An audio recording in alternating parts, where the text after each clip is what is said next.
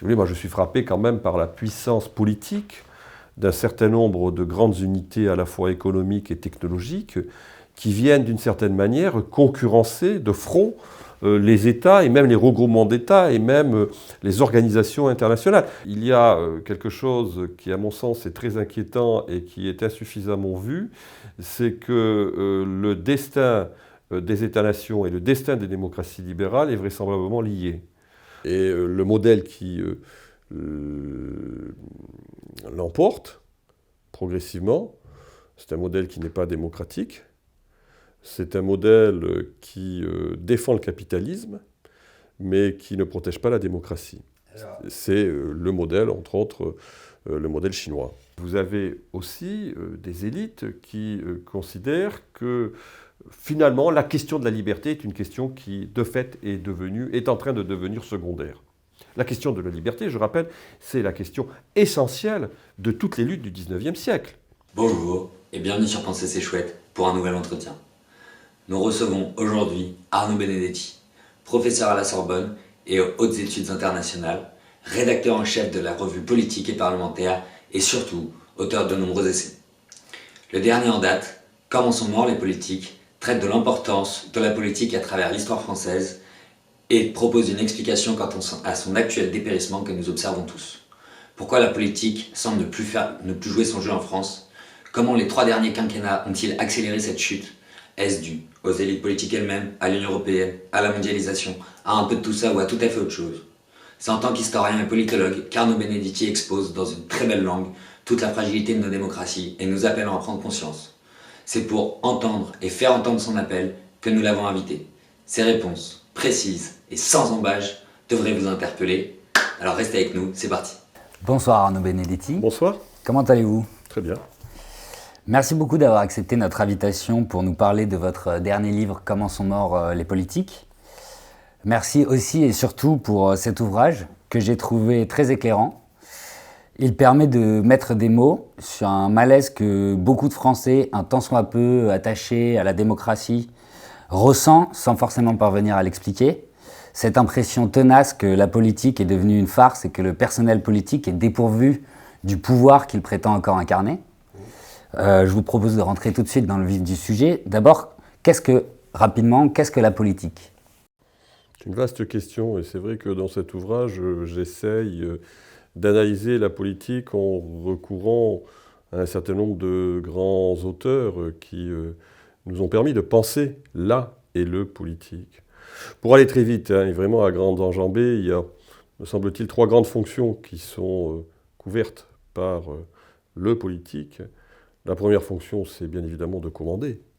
Il n'y a pas de politique s'il n'y a pas de capacité à diriger. C'est ce qu'explique par exemple un auteur comme Raymond Aron dans un ouvrage comme Démocratie et totalitarisme, mais aussi dans d'autres ouvrages. Deuxième fonction du politique, mais qui, elle, est plutôt liée à une forme de régime politique, qui est la démocratie, pour aller très vite, c'est la capacité que les sociétés peuvent avoir à délibérer pour justement prendre des décisions sur un certain nombre d'enjeux qui leur semblent tout à fait essentiels à leur survie ou à leur protection, voire à leur développement. Pour aller très vite, la délibération, c'est le cœur du réacteur de la démocratie libérale à travers notamment la démocratie parlementaire qui est le symbole même de la démocratie représentative. Une philosophe comme Hannah Arendt, lorsque elle analyse ce qui fait par exemple la spécificité de la cité grecque, elle considère que la cité est le lieu de la délibération. C'est ce qui permet de définir au mieux pour elle ce que constitue l'espace politique. Et puis, une troisième fonction, c'est une fonction qui parfois, en effet, peut nous faire peur, mais qui est pourtant, j'allais dire, consubstantielle à l'histoire du politique, c'est la capacité à désigner le danger, désigner la menace, voire désigner l'ennemi, comme le dit le philosophe allemand décrié par ailleurs, mais pourtant extrêmement important pour nous aider à comprendre l'essence du politique, Carl Schmitt.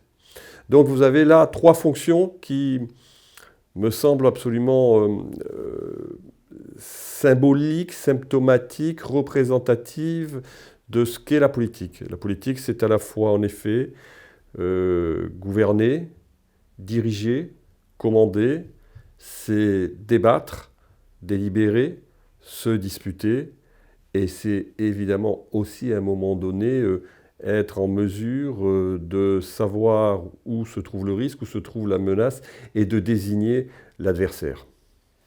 Pourquoi écrivez-vous alors que la France est le pays de la politique? Ah, si vous voulez, il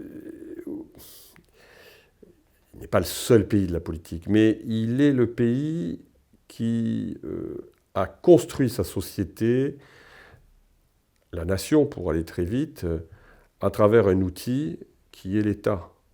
L'État précède la nation. Si vous voulez, ce qui fait l'unité de la nation, ce qui fait l'unité de la société dans l'histoire de France, c'est en effet la construction lente, multiséculaire, progressive d'un État qui commence avec les rois, qui se poursuit avec la Révolution, qui se solidifie avec le travail de Napoléon et qui va progressivement se diffracter tout au long du XIXe siècle et du XXe siècle. Ça veut dire qu'on est un pays où l'on attend beaucoup de l'État. Donc l'État est investi d'une capacité à faire la société, à fabriquer l'avenir, à protéger les citoyens. Vous avez d'autres pays, d'autres nations, d'autres sociétés qui se sont construites autrement. Certaines par l'économie, d'autres par la culture. La France s'est construite... Pour donner des exemples de nations qui se sont construites par l'économie. Par exemple, les pays du Nord se sont construits plutôt par l'économie. L'Italie s'est plutôt construite par la culture. La France est un pays qui se construit d'abord et exclusivement par cette unité très spécifique que constitue l'État. C'est ce qu'explique d'ailleurs quelqu'un comme Tocqueville de manière assez lumineuse dans l'Ancien Régime et la Révolution. Poursuivons par le cœur de votre ouvrage, même si vous parlez beaucoup de tout ça dans une première partie. Pourquoi titrez-vous que les politiques sont morts ? Si l'on considère que la politique, c'est la capacité à dominer, contrôler, maîtriser un certain nombre de phénomènes, un certain nombre de processus, un certain nombre d'événements, force est de constater que le sentiment qui s'est considérablement répandu dans de larges segments de l'opinion publique maintenant depuis de très nombreuses années, c'est que le politique est impuissant à exercer son pouvoir et que le pouvoir s'exerce ailleurs que dans ce cadre qui est le cadre fondateur de la société politique en France, du corps politique qui est l'État-nation. Donc, vu sous ce prisme historique, vu sous cet angle, clairement, il y a un sentiment qui est plus qu'un sentiment, qui constitue une réalité. C'est-à-dire qu'on voit aujourd'hui que nombre de décisions, notamment par exemple sur le plan économique, échappent aux États-nations qui sont quand même le lieu de fabrication du pouvoir politique en lien avec la souveraineté populaire. Et que ces décisions se prennent ailleurs, dans d'autres instances, qui sont des instances supranationales, interétatiques, et qui sont parfois elles-mêmes, ces instances supranationales et interétatiques, qui quand même constituent encore un lien avec un territoire et avec les États, qui parfois elles-mêmes sont débordées par d'autres forces qui sont des forces transnationales. Moi, je suis frappé quand même par la puissance politique d'un certain nombre de grandes unités à la fois économiques et technologiques qui viennent d'une certaine manière concurrencer de front les États et même les regroupements d'États et même les organisations internationales. Quand vous avez des structures qui sont des structures comme les GAFAM qui, in fine, à la fois peuvent échapper par exemple à la fiscalité, peuvent elles-mêmes sur leur plateforme décider qui peut ou ne peut pas s'exprimer en fonction de prismes qui sont des prismes très souvent d'ailleurs idéologiques, ben vous voyez bien que vous avez d'autres forces qui sont en train aujourd'hui de rentrer en compétition avec à la fois les États-nations, avec les espaces publics démocratiques. Et là, on est en effet face à un phénomène qui, me semble-t-il, est nouveau, ou pas tout à fait nouveau, qui est révolutionnaire, mais au sens astronomique. Vous savez, retour à une phase initiale. Finalement, moi, ce qui me frappe dans le paysage politique tel qu'on le voit aujourd'hui, c'est qu'il ressemble profondément, toute proportion gardée, et je suis tout à fait conscient en disant cela qu'on peut approcher d'une forme de vérité qui reste à démontrer, mais c'est que c'est ce sentiment d'un paysage politique qui est en friche, un peu comme l'a été le paysage de l'Europe après la chute de l'Empire romain. C'est-à-dire avec des formes politiques qui sont en concurrence, qui ne sont pas les mêmes et qui cherchent les unes contre les autres à se distinguer et à prendre le pouvoir. On est aujourd'hui un peu dans ce paysage, j'allais dire, qui est assez proche finalement des sociétés européennes post-Empire romain.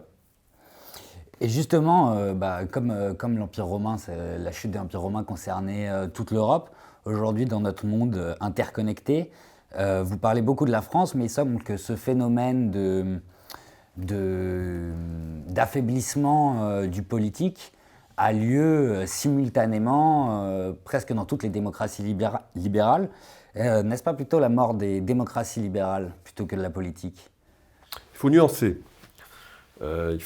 Parce que vous avez même en Europe des pays qui ont décidé de tenter de reprendre leur destin en main, alors avec plus ou moins de bonheur. Vous pensez à? Je pense par exemple à l'Angleterre. Le Brexit, c'est quand même la volonté, à un moment donné, de ne pas s'inscrire dans un mouvement que l'on considère comme irréversible, vu du côté des institutions européennes.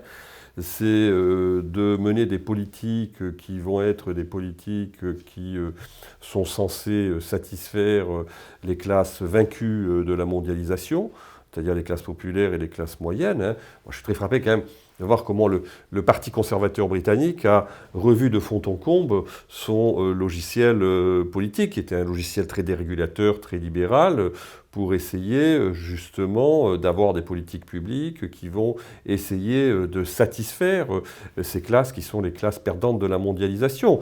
Et d'ailleurs, vous regardez le résultat des élections législatives au Royaume-Uni, ce qui est très intéressant, c'est que toutes les anciennes circonscriptions qui étaient les anciennes circonscriptions qui étaient tenues par des parlementaires du Labour, du Parti travailliste, sont pratiquement toutes, peut-être pas toutes, mais un grand nombre, passées du côté du Parti conservateur. Donc ça veut dire qu'il peut y avoir, après on va voir si ça marche ou pas, mais il peut y avoir, dans un certain nombre de pays européens qui sont des démocraties libérales, la volonté quand même de reprendre en main son destin.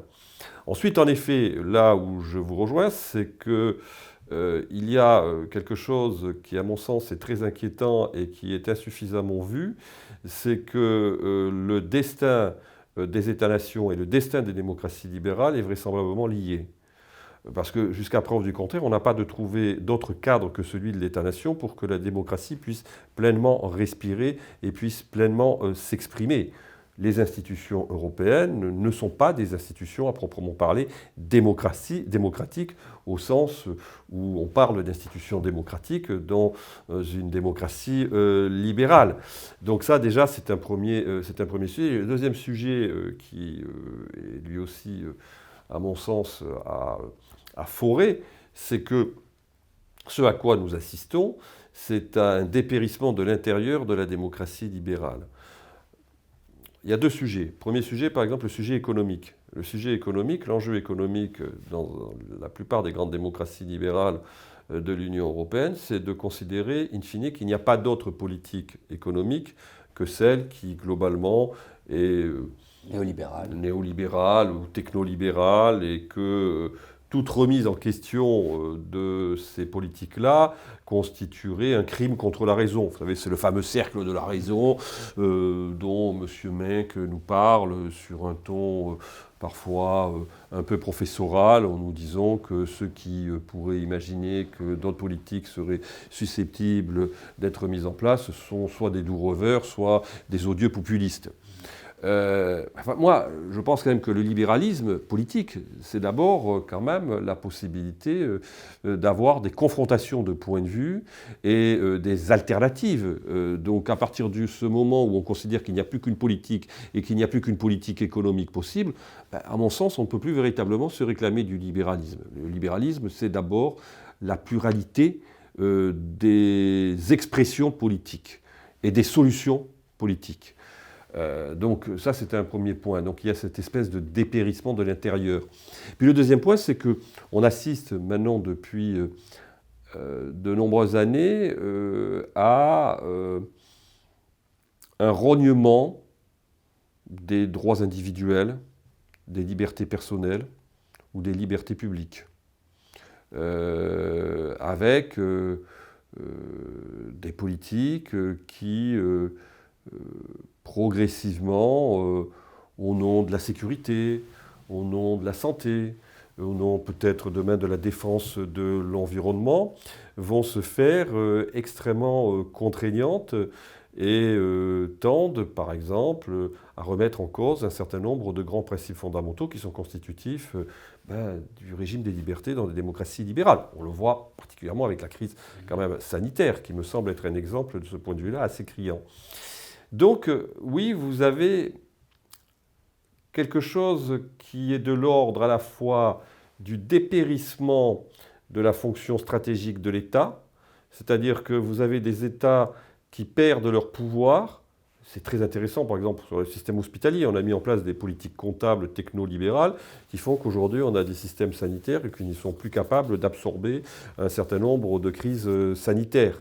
Donc tout se passe comme si d'un côté vous avez un effondrement de la fonction souveraine et de la fonction stratégique de l'État, donc une perte de pouvoir de l'État, et dans le même temps un État qui récupère son pouvoir dans des stratégies de surveillance et de contrôle des individus jusque dans leur intimité. Donc il y a ce double mouvement qui, à mon avis, est un mouvement qui devrait nous interpeller et qui fait que, à mon sens, on est, disons, sur une ligne de crête pour les démocraties libérales, qui fait que les démocraties libérales ne sont plus tout à fait libérales. Et donc ça, c'est un sujet qui se pose de manière criante dans le débat public. Ce qui est relié pas mal à, vous pointez du doigt l'Union européenne et Maastricht, ce mouvement pour les démocraties européennes aurait trouvé son point de départ à ce moment-là ? Non, pas seulement, parce que, si vous voulez, moi je pense que Maastricht, de toute façon, Maastricht est intéressant parce que c'est une vision politique qui entraîne un changement dans la conception que l'on se fait de la politique. C'est-à-dire que c'est une politique qui dépossède les peuples, oui, et qui remet le pouvoir dans les mains d'experts. Je pense que la question de la monnaie est très intéressante, c'est-à-dire qu'en fait, qu'est-ce qu'on décide ? On décide à Maastricht de créer une monnaie unique qui sera gérée par une structure indépendante qui est la Banque centrale européenne, et que finalement, la question de la politique monétaire est une question qui échappe aux politiques. Échappant aux politiques, ça ne devient plus qu'une gestion technique, mais échappant aux politiques et ne devenant plus qu'une gestion technique, elle échappe d'abord au peuple. Donc en effet, vous avez un dépérissement du politique. Mais bon, il y a ce sujet qui est important, c'est-à-dire que la politique se technicise de plus en plus, et se technicisant de plus en plus, elle est de moins en moins démocratique. Mais après, vous avez un autre sujet, c'est un sujet qui est en train d'apparaître à la faveur de la crise sanitaire, c'est que nous sommes en train de rentrer progressivement dans des sociétés qui sont des sociétés de contrôle. et le modèle qui l'emporte progressivement, c'est un modèle qui n'est pas démocratique, c'est un modèle qui défend le capitalisme, mais qui ne protège pas la démocratie. C'est le modèle, entre autres, le modèle chinois. Alors, merci de rentrer à ce point dans le cœur, dans le vif du problème. C'était exactement ma question, un peu la question qu'on n'entend pas trop sur les plateaux télé habituels, que j'avais très envie de vous poser. Mais est-ce qu'un certain nombre des élites françaises, mais on pourrait dire ça à mon avis de beaucoup de démocraties libérales, ne s'est pas fait à l'idée de ce nouveau monde et finalement verrait peut-être même d'un bon œil la fin de la démocratie, la fin de la mobilité sociale, car d'un côté ça leur permet la mise en place d'une société de contrôle qui ne les concerne pas. C'est un peu la promesse que cette nouvelle société antidémocratique sans mobilité sociale fait aux élites, c'est la pérennisation de leur situation. Et moi, je me pose cette question, car on entend rarement de discours souverainistes. Dès qu'on entend un discours souverainiste, il est taxé de populiste. Et on entend aussi très peu de responsables politiques de premier plan, enfin ceux qui sont élus, s'élever contre la société de contrôle et de surveillance. C'est comme si c'était une vague qui allait tout emporter sur son passage. Oui, qu'est-ce que nous a appris cette crise sanitaire? Elle nous a appris deux choses essentielles.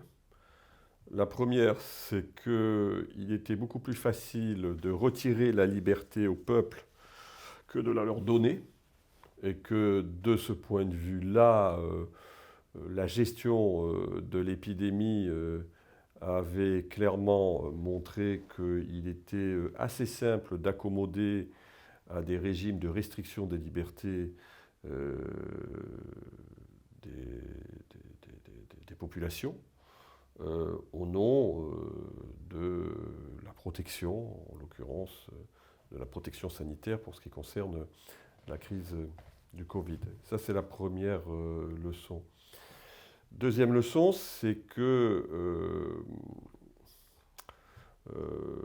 et qui est liée finalement à la première, c'est que le goût de la liberté n'est pas quelque chose qui est fondamentalement partagé et qui n'est certainement pas fortement partagé par les élites.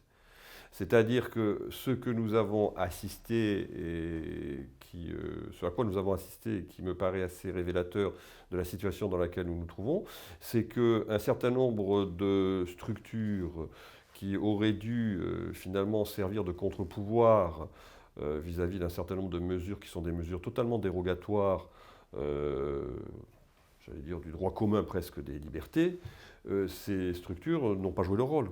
Elles ont tout simplement avalisé, validé des dispositifs qui sont des dispositifs d'exception. Donc ça veut dire que non seulement la liberté n'est pas quelque chose qui est considéré forcément, même par les peuples, comme un bien qu'il faut défendre coûte que coûte, mais que vous avez aussi des élites qui considèrent que finalement la question de la liberté est une question qui, de fait, est en train de devenir secondaire. La question de la liberté, je rappelle, c'est la question essentielle de toutes les luttes du XIXe siècle. Les libéraux, il ne faut jamais l'oublier, sont aussi des gens qui défendent le droit des nations à disposer d'elles-mêmes. Et qu'il y a quelque chose de tout à fait essentiel dans les grands combats du XIXe siècle, c'est que la démocratie libérale est indissociable de l'État-nation, que la démocratie libérale est indissociable du principe des nationalités. Et que là, en l'occurrence, ce à quoi nous assistons, c'est depuis maintenant un certain nombre d'années un démantèlement de cette articulation, mais qui plus est, dans des sociétés comme les sociétés européennes, qui, au nom de l'Union européenne, veulent privilégier parfois les droits des individus, en viennent aujourd'hui, et on le voit avec la crise sanitaire, à s'attaquer même aux droits des individus pour, in fine, pouvoir mettre en place une forme de système qui garantisse l'efficacité économique ou l'efficacité, j'allais dire, institutionnelle des institutions européennes, au détriment même des droits des individus. Et c'est vrai, ça a été très vrai, surtout dans la société française à l'occasion de cette crise sanitaire. Dans votre livre, vous abordez notamment, vous l'abordez aussi dans votre livre précédent, Le coup de com' permanent, la question du macronisme. Ce macronisme-là n'est-il pas la pointe avancée de l'espèce d'acceptation de la part des élites et peut-être aussi du peuple de cette nouvelle situation post-nationale et post-démocratique? Le macronisme, si vous voulez, c'est le parti de la pensée unique qui a trouvé son enveloppe politique pour pouvoir se perpétuer. C'est-à-dire les, j'allais dire, technocrates, libéraux, mondialistes, du centre-gauche et du centre-droit, qui, au moment où un certain nombre de phénomènes qu'ils qualifient eux-mêmes de populistes, l'élection de Trump aux États-Unis, la victoire du Brexit au Royaume-Uni, vont trouver en Emmanuel Macron, finalement, le sauveur de leur monde et de leur conception du monde. Toute chose égale par ailleurs, et c'est un peu comme, par exemple, le surgissement de Louis-Napoléon Bonaparte en 1848, qui est élu au suffrage universel direct, au moment où le mouvement social et le mouvement ouvrier se développent, et vous allez avoir les légitimistes et les orléanistes qui se sont toujours combattus, qui vont trouver finalement en celui qui sera le futur Napoléon III, l'offre politique qui permet de les sauver. Le macronisme, c'est un peu ça aussi. Donc, il exprime ça. Mais le macronisme, il se nourrit de deux choses. Il se nourrit d'abord du désinvestissement civique, de la montée de l'abstention politique, du retrait des classes populaires et des classes moyennes de la cité. Mais par contre, il dispose du socle électoral, qui est le socle électoral le plus mobilisé, Emmanuel Macron. Et il se nourrit aussi d'une deuxième chose, c'est que du morcellement, de la balkanisation du monde politique, des oppositions politiques. Donc là, vous avez deux paramètres qui expliquent aujourd'hui, d'une certaine façon, la solidité politique du macronisme. Après, le macronisme, en effet, le macronisme aujourd'hui, c'est le mouvement politique des élites. Là-dessus, je crois qu'on peut le dire. Il est représentatif à la fois d'une forme de saint-simonisme, qui pense qu'il faut substituer au gouvernement des hommes l'administration des choses, et il est représentatif donc d'une, j'allais dire, désubstantialisation du politique, au service d'une vision qui est une vision explicitement technique. Quand Macron nous dit « je veux rétablir la souveraineté à travers la souveraineté européenne », il ne peut pas ne pas savoir que finalement il nous propose un jeu de bonneteau et un tour de passe-passe. Parce qu'il n'existe pas de souveraineté européenne. Parce que la souveraineté européenne est une chimère. Parce que la souveraineté européenne est un contresens. Parce que la souveraineté, comme l'expliquaient les légistes du XVIe siècle, c'est quelque chose qui ne se partage pas. Il n'y a qu'une souveraineté qui ne peut être qu'unie, qui ne peut être qu'un bloc. Là, finalement, la souveraineté, ça ne se vend pas par appartement. Donc là, M. Macron, qu'est-ce qu'il nous dit? Il nous dit, la souveraineté, non, on sera plus fort si on est unis. Sauf que le problème, c'est que de M. Macron, et là, je pense qu'il se heurte à une vraie contrainte d'ordre historique et structurel, qui limite finalement sa force, c'est que la plupart des autres partenaires européens ne sont pas sur la même ligne que lui. Que la France est très isolée dans cette façon de voir finalement l'Europe comme l'objet politique qui va nous permettre de sauver les États-nations. Il y a un peu 30 ans de retard. Il a une vision finalement, mais d'autant plus que l'Europe a montré que D'abord, il faut arrêter de penser que ceux qui critiquent l'Union européenne sont anti-européens. C'est faux. D'abord, être véritablement européen, c'est considérer que l'Europe s'est construite dans sa version moderne autour de ces deux principes qui sont les États-nations et les démocraties libérales.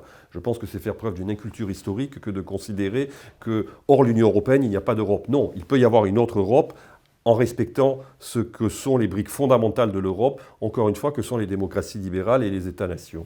Ça, le général de Gaulle, par exemple, l'avait particulièrement bien compris.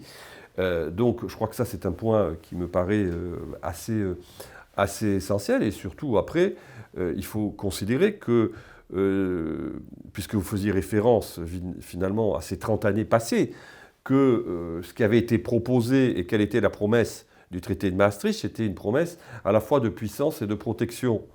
On a vendu Maastricht à l'opinion publique française en disant on sera plus puissant et mieux protégé si on renforce l'intégration de l'Union européenne. La réalité, c'est que 30 ans après, l'avis des peuples, c'est qu'ils ne sont pas plus puissants, que l'Europe n'a pas été une Europe puissante et qu'elle n'a pas été protectrice. La désindustrialisation de la France est quand même, d'une certaine manière, la rançon que nous avons payée à ce pacte qui est le pacte européen. Les millions d'emplois perdus, le fait que nous avons des friches industrielles, le fait que progressivement notre agriculture elle-même, qui constitue quand même un facteur essentiel dans, j'allais dire, presque la structuration même, j'allais dire, presque géographique du pays, soit aujourd'hui une agriculture qui elle-même est en difficulté. Tous ces éléments-là montrent que la promesse de l'Europe, ça n'a pas été une promesse de protection. Mais pour finir, après j'aurai une dernière question, mais pour finir autour du macronisme comme étant la pointe avancée ou l'incarnation de cette nouvelle pensée antinationale et antidémocratique, autour duquel se retrouve finalement, peut-être sans le dire, mais en tout cas c'est l'impression qu'on peut en avoir, tout ce corps social qui s'est regroupé, ce corps social élitaire qui s'est regroupé derrière Emmanuel Macron. Il y a plein de petits éléments, mais il reçoit les patrons des hedge funds, des grands hedge funds américains, c'est les premières personnes presque qu'il reçoit durant son mandat. Vous parlez aussi des GAFAM. La France d'Emmanuel Macron est le seul pays au monde, le premier pays au monde à avoir signé un accord avec Facebook qui permet à l'État français de demander aux réseaux sociaux de supprimer des contenus, ce qui fait qu'on censure plus en France qu'en Inde ou dans d'autres pays extrêmement autoritaires depuis le quinquennat Macron. Il y a une espèce d'aller extrêmement vite dans cette direction de la part Oui, alors moi ce que je pense, c'est que si vous voulez, encore une fois, le macronisme n'est pas un libéralisme, qu'il ne faut pas confondre, si vous voulez, la dérégulation économique et le libéralisme politique, qui sont deux choses différentes. Non pas que moi je ne sois pas attaché à la liberté d'entreprise, ce n'est pas le problème, bien évidemment je suis attaché à la liberté d'entreprise. Je ne suis pas sûr, si vous voulez, le macronisme n'est pas antinational, il est post-national. Post-national. Il n'est pas antidémocratique, il est post-démocratique. Donc, si vous voulez, il n'est que, j'allais dire, le résultat de processus qui, depuis maintenant de très nombreuses années, nous amènent à sortir du cadre démocratique et du cadre national. Donc le macronisme, c'est, j'allais dire, presque la queue de comète d'un processus qui a commencé il y a maintenant plus de 30 ans.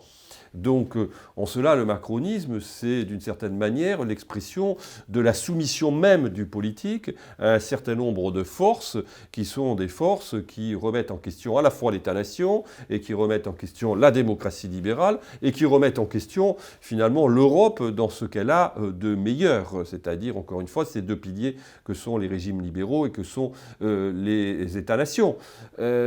Après, oui, je crois véritablement que ce qu'exprime le macronisme, c'est une forme d'illibéralisme.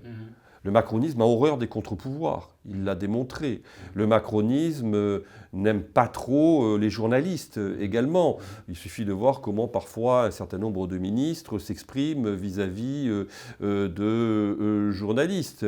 Le macronisme est une forme politique qui à vouloir finalement faire la synthèse de tout et son contraire, espère occuper l'ensemble de l'espace politique pour paralyser toute autre forme d'opposition ou toute autre forme d'offre politique. Il y a une logique totalisante, je ne dis pas dit totalitaire, mais totalisante dans le macronisme.